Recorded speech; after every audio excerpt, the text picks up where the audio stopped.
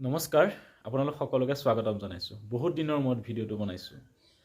যিহেতু আপোনালোকে গম পাইছে, সকলোৱে অপেক্ষা কৰি আছে আসাম পুলিচ ABUBৰ কাট অফ লিষ্ট কেতিয়া মাৰিব, এডমিট কাৰ্ড কেতিয়া দিব বা ৰিটেন এক্সাম কেতিয়া অনুষ্ঠিত হ'ব। বৰ্তমান সময়ত কোনো খা খবৰ নাই।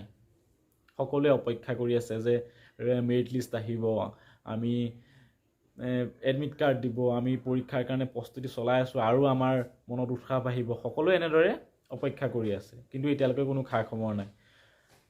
ব'লক তেতিয়াহ'লে আজিৰ ভিডিঅ'টোত আলোচনা কৰোঁ যে অসম আৰক্ষীৰ ফিজিকেল মেৰিট লিষ্ট বা এডমিট কাৰ্ড বা এক্সাম কেতিয়া অনুষ্ঠিত হোৱাৰ সম্ভাৱনা আছে। সকলোখিনি কথা এই ভিডিঅ'টোতে আলোচনা কৰিম। আপোনালোকে ভিডিঅ'টো একদম শেষলৈকে চাই থাকিব। আৰু সদায় কোৱাৰ দৰে আজিও কৈছোঁ, এইটো মোৰ নতুন চেনেল। আপোনালোকে সকলোৱে মৰম দিছে, এনেদৰে সদায় মৰম দি যাব চেনেলটোক। আৰু যিসকলে নতুনকৈ ভিজিট কৰিছে, অনুগ্ৰহ কৰি চেনেলটো ছাবস্ক্ৰাইব কৰি ল'ব। ব'লক তেতিয়াহ'লে আজিৰ ভিডিঅ'টো আৰম্ভ কৰোঁ।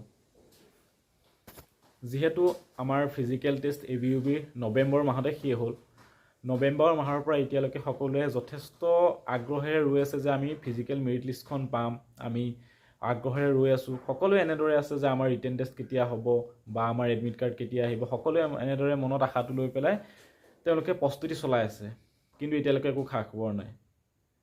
যিহেতু মুখ্যমন্ত্ৰী মহোদয়ে কৈছিলে যে মাৰ্চ মাহত আমাৰ ABUBৰ লিখিত পৰীক্ষা অনুষ্ঠিত হ'ব, গতিকে পূৰ্ণ সম্ভাৱনা আছে যে মাৰ্চ মাহৰ 2 তাৰিখৰ প্ৰথমটো দেওবাৰতে আপোনালোকৰ ABUBৰ ৰিটেন টেষ্ট অনুষ্ঠিত হ'ব পাৰে। এইকাৰণে কৈছোঁ, যিহেতু তাৰ ছেকেণ্ড ছানডে'টোত DMEৰ নন টেকনিকেলৰ এক্সাম অনুষ্ঠিত হ'ব আৰু তাৰ পাছত আপোনালোকে জানেই ইলেকশ্যনৰ কাম আহিব, হয়তো তেতিয়ালৈ ৰিটেন টেষ্ট হোৱাৰ সম্ভাৱনা নাই।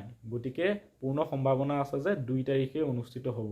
আৰু 2 তাৰিখে অনুষ্ঠিত হ'লে খুব সোনকালে, আপোনালোকে জানে আজি 11 তাৰিখ হ'লেই, খুব সোনকালেই ফিজিকেল মেৰিট লিষ্ট দিয়াৰ এসপ্তাহৰ পাছতে আপোনালোকে এডমিট কাৰ্ড পাই যাব। খুব মানে খৰতকীয়াকৈ এই যিখিনি কাম আছে খুব খৰতকীয়াকৈ হ'ব।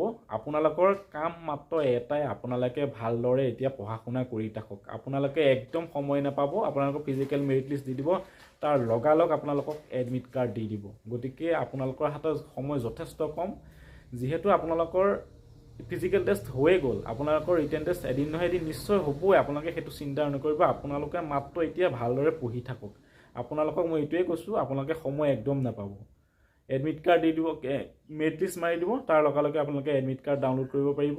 খুব সোনকালে আপোনালোকৰ এক্সামটো অনুষ্ঠিত হ'ব।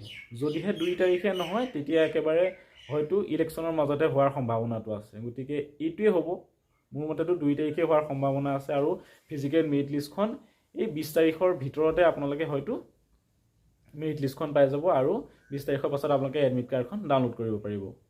যদিহে 2 তাৰিখে অনুষ্ঠিত নহয়, তেতিয়া হয়তো 9 তাৰিখে যিহেতু DME এক্সাম আছে, তাৰ পাছত যি দুটা ছানডে আছে হয়তো তাত অনুষ্ঠিত হ'ব পাৰে। ইলেকশ্যনৰ মাজতে হয়তো অনুষ্ঠিত হৈ যাব পাৰে, ক'ব নোৱাৰি। গতিকে আপোনালোকৰ মুঠতে এটাই কাম, আপোনালোকে ভালদৰে পঢ়ি থাকক।